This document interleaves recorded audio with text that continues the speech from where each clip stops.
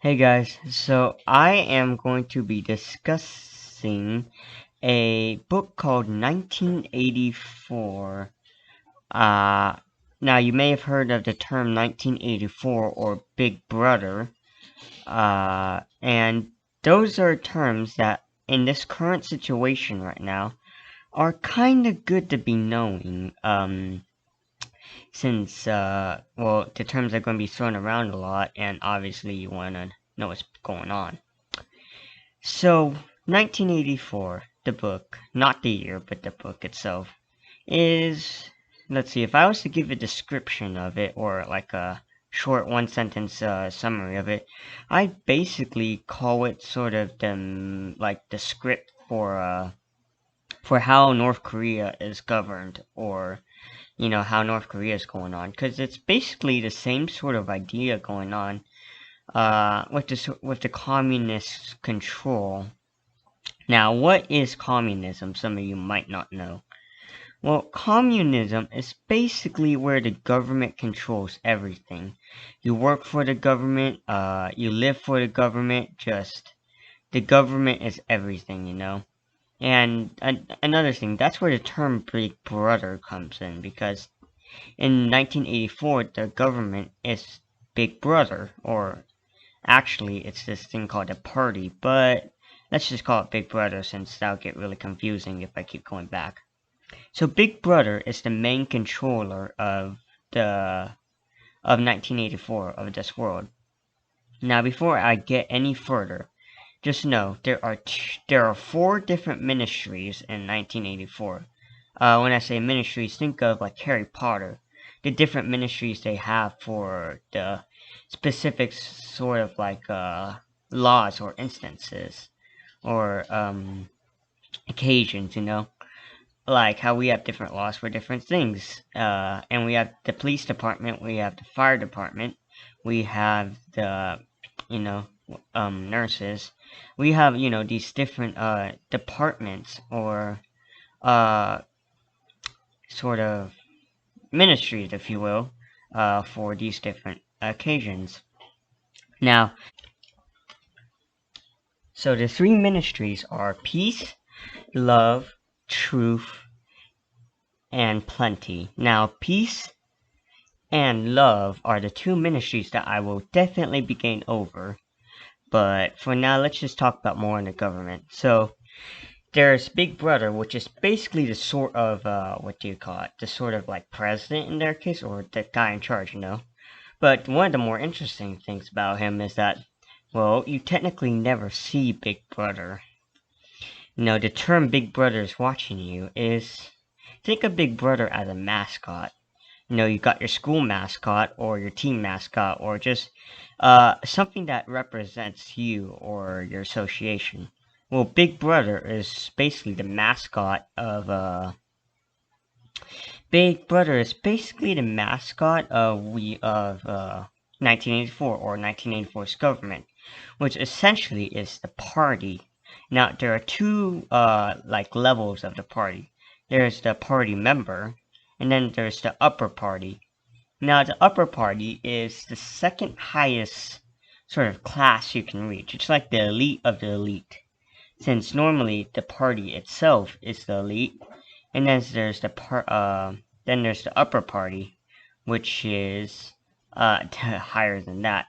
So basically, what is the upper party, or why does it matter? Well, these are the sort of people that help run the government, like not just like work for it, but actually help run it, help design it, help make the laws and all that sort of stuff for the government.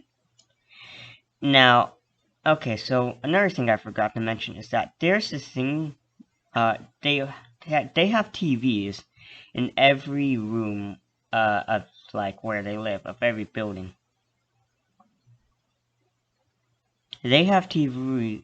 Another thing I forgot to mention is that they have TVs in every like sort of room or house that they live in. And imagine that, having your TV running all the time. When you're home, when you're not home, when you're sleeping, when you're awake, just all the time. That'd be very annoying, especially when you only have like how many channels do they have? I forget, but it was a small number. But anyways, also the TV would have a camera in you, so it'd also be watching you while you watch it, which is kind of creepy. So basically, the upper party officials were actually able to turn their TV off for a short amount of time, like say maybe 5 minutes or so. Not a long amount of time, but for the other people who weren't even able to turn it off at all, well, you can imagine that'd be a long time. And also, the upper party members get things like small luxuries, like more food ration, better tasting food, servants, like actual people who actually serve them and act as maids.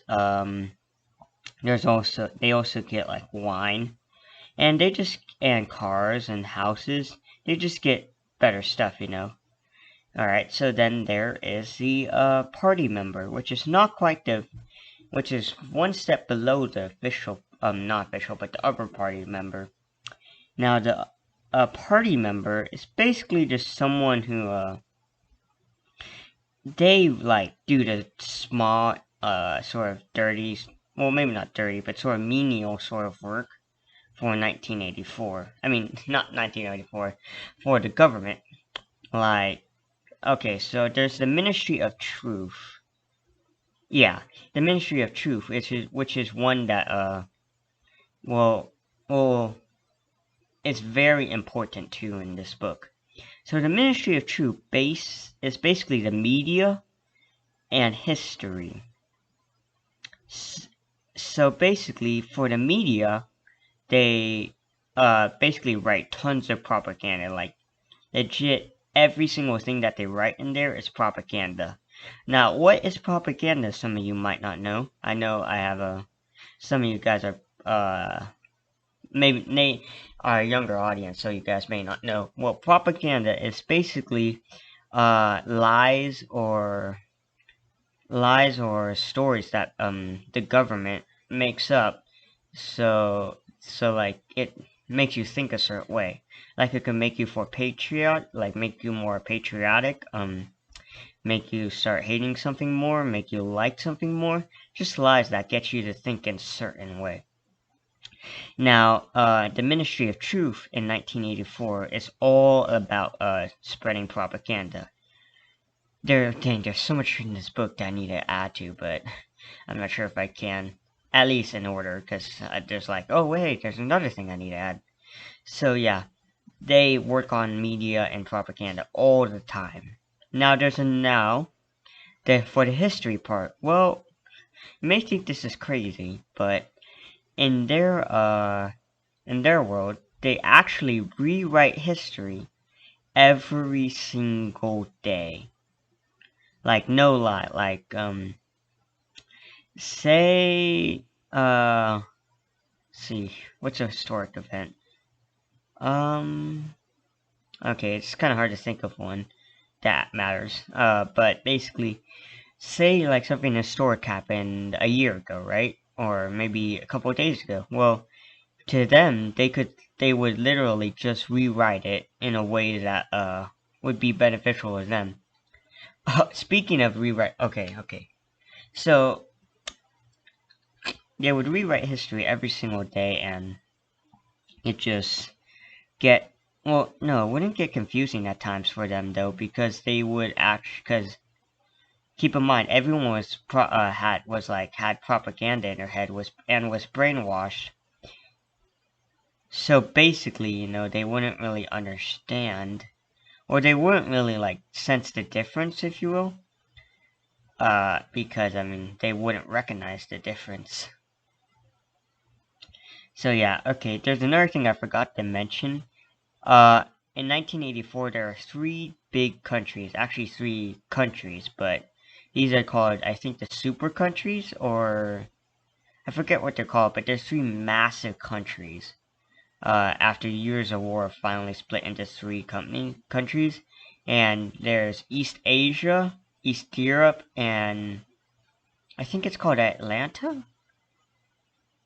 Uh, wait, yeah, I may be wrong on this, guys. You can tell me in the comments below if it's a different word than that, but I think it's Atlanta.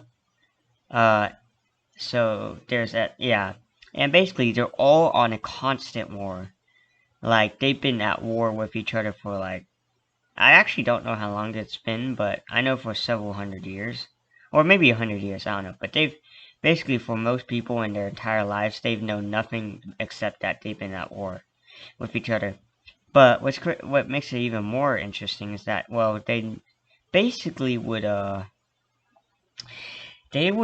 like create alliances and change alliances like all the time. Like say one day Atlanta was teamed with East Asia and they're attacking East Europe together. Well then the next day they could be suddenly attacking East Asia. Wait, what was the example I used? East Asia and Atlanta were together, and then the next day East Europe and Atlanta would be attacking East Asia. What makes it even more confusing is that well, they would actually rewrite the history every single time they changed it to make it seem like they were with that country. They were in an alliance with that country for the whole time. That makes it really confusing. It's like, wait, but weren't we just with them? And so that's another thing that the Ministry of Truth gets into. They would rewrite history at that like such height or that sort of extreme. Like there's this moment where they're having like a sort of rally for the war. Like I guess they're winning in that part or something. But basically, in the middle of at that time, they're like celebrating their victories with the alliance of East Asia. But then in the middle of the whole thing, like a person walked up to the speaker and whispered something into his ear, and then and then they'd switch, like he'd switch who he'd say he was talking about, and extremely smoothly, like we were just teaming with East Asia, and then suddenly, and then like say like here's an example. Congrats, guys, we got a very big victory with East Asia, the guy whispers. And I just want to say East Europe and us were doing a very great job. Like, he just switched, like, instantaneously, so smoothly that half the people wouldn't even, like, realize it happened. Now, there's this other, person that's very important called, it was like something Gold. I think it was Goldberg. I forget his name, but it was something Gold. And he was a very, he's basically the sort of enemy in this sort of world, this sort of traitor, if you will, or if some might call it the freedom fighter in the communist area. But the thing is that he's in the same sort of status as Big Brother because A, no one's seen him, and B, no one really knows if he truly exists because uh, he's been a like sort of topic for decades, So no one really knows. No one really knows if he's still alive, but just like you know, no one really knows if he's still alive. Just they just go with what the government says, and so basically, uh, after the rally, they blamed the whole switch to East Europe on Goldberg because oh no, he was feeding lies and stuff to him, lies and spies, to make people believe that they were with East Asia, which is kind of weird. But anyways, uh, that's a quick little rundown of that part. Now, another thing I need to get into, I think this is in Ministry of uh Truth, but they're creating this language called Newspeak.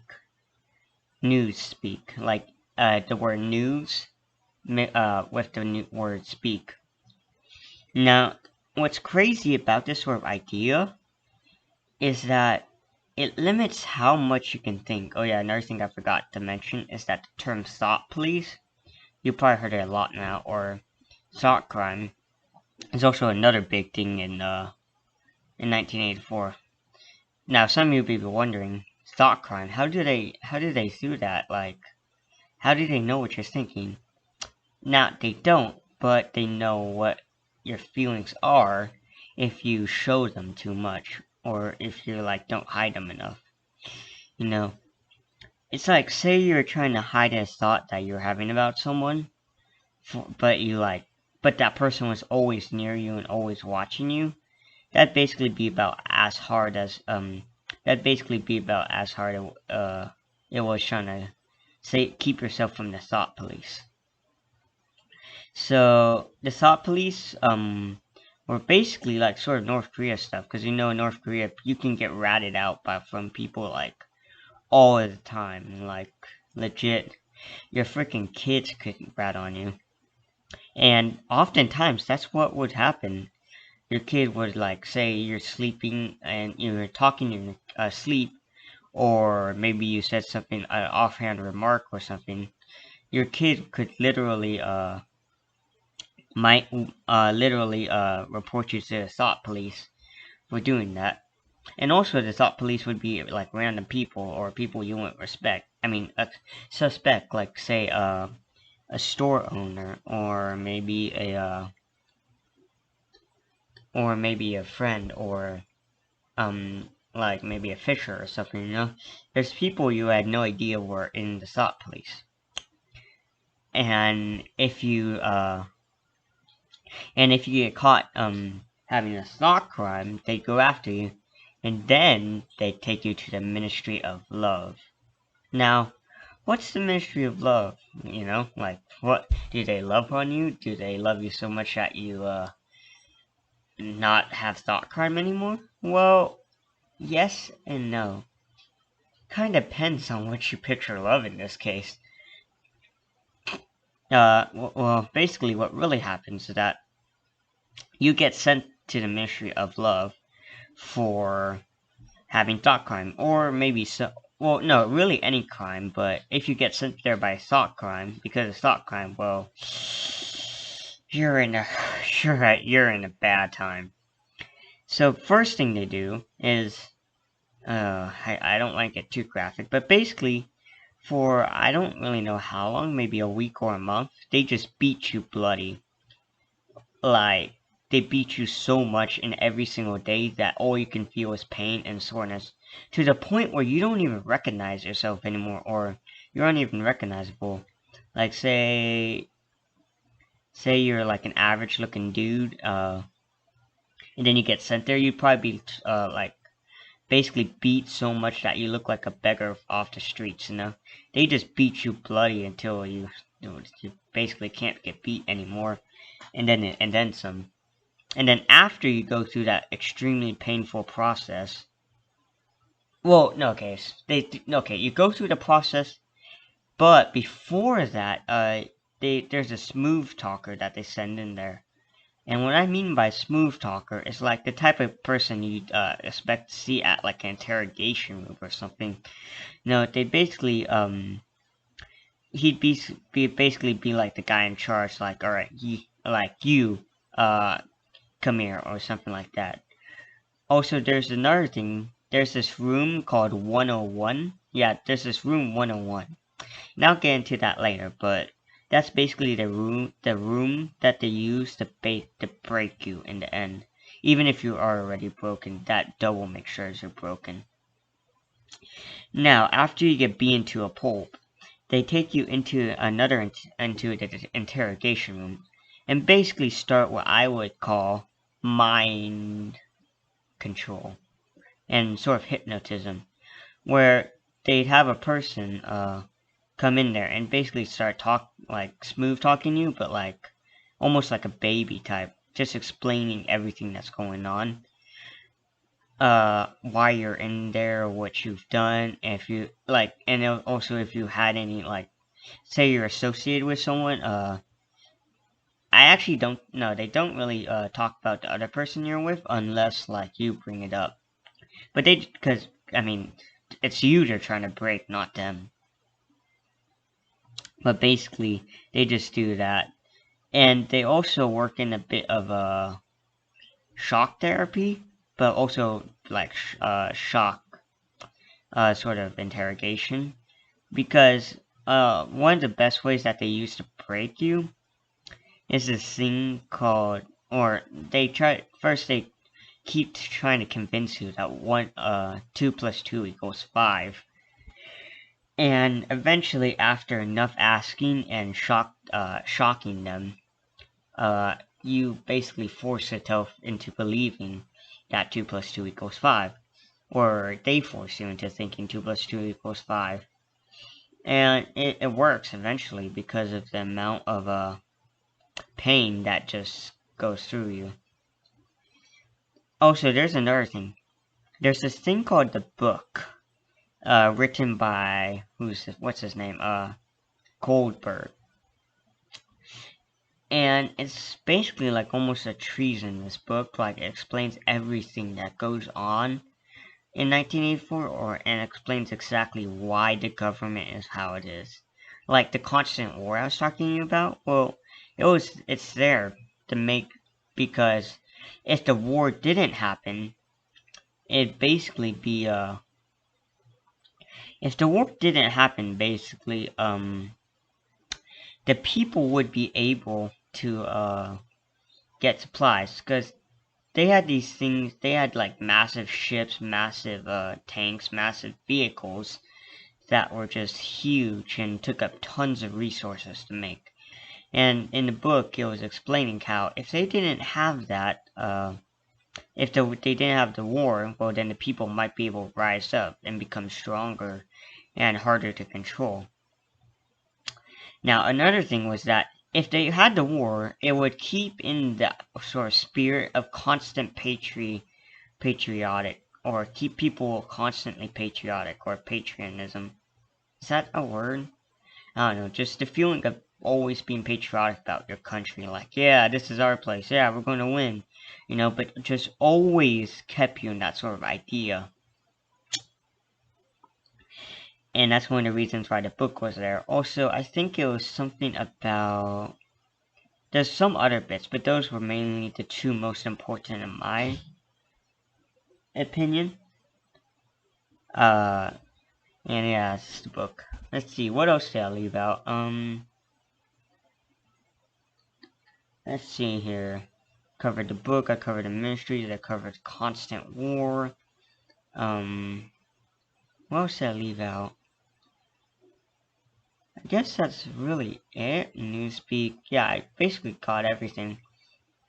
Uh, so yeah, that was a sort of summary and sort of explanation of 1984, and I just thought you guys should know it because, well, it's going to be really important, especially if you're trying to keep up with the news media and what they're telling you. Because mainly because, well, I mean, Thought Police 1984, Big Brother, these are all terms that you will need to know. Oh, yeah, another thing is that they had three different, like, slogans or sort of mottos in their world. The first one, war is peace, basically, which meant if you're always at war, well, then you're at peace in your own country. So they wouldn't like want to try and rise up or anything. The second one is ignorance is strength. Basically meaning as long as you were ignorant of any outside thoughts or thinking of yourself, you would be safe and strong against corruption of yourself. Like saving yourself from being attacked by the thought police. And the third one, what was the third one again? Freedom is slavery. Basically saying that uh, putting a huge amount of emphasis on the idea that too much freedom is a bad thing. So if you were free to yourself, then you would basically be a slave to your freedom. You know. So those are the three slogans. That's a small, in my mind, sort of incompetent sort of explanation of 1984. It's a really great book. If you have the time and brain capacity to read it, I highly suggest that you do, especially during these times. Just know it is short, maybe like 300 pages, maybe less than that or so. There is a bit of sex in it, but don't worry, it's not that bad. It's more like the idea of like banning sex than it is like getting graphic and that sort of stuff. But just a little warning there. But I highly suggest that you try and read the book. It's short, but it's well, the type of book that is. It's like one of those books that you kind of have to force yourself to read. Cause like, come on, just a few more pages. But don't worry, there is a storyline to it, so it makes it a little better. But the problem is that the people lose in the end, so it's not that great. But I mean, the whole like story arc is kind of anticlimactic. But it's a great book. I suggest you check it out. I think I'll leave it here. Sorry, I do not write a script for this stuff. I really need to start writing scripts. But anyways, hope you guys enjoyed. Please like and subscribe if you want more content like this. Just random videos between gameplay and philosophy and explanations. But yeah, hope you enjoyed. Please subscribe. Leave a comment down below if you have any ideas of your own. And please drop a like. I greatly enjoy it. It gives me a huge boost of self-esteem when you do. And yeah, catch you guys on the flip side. Bye!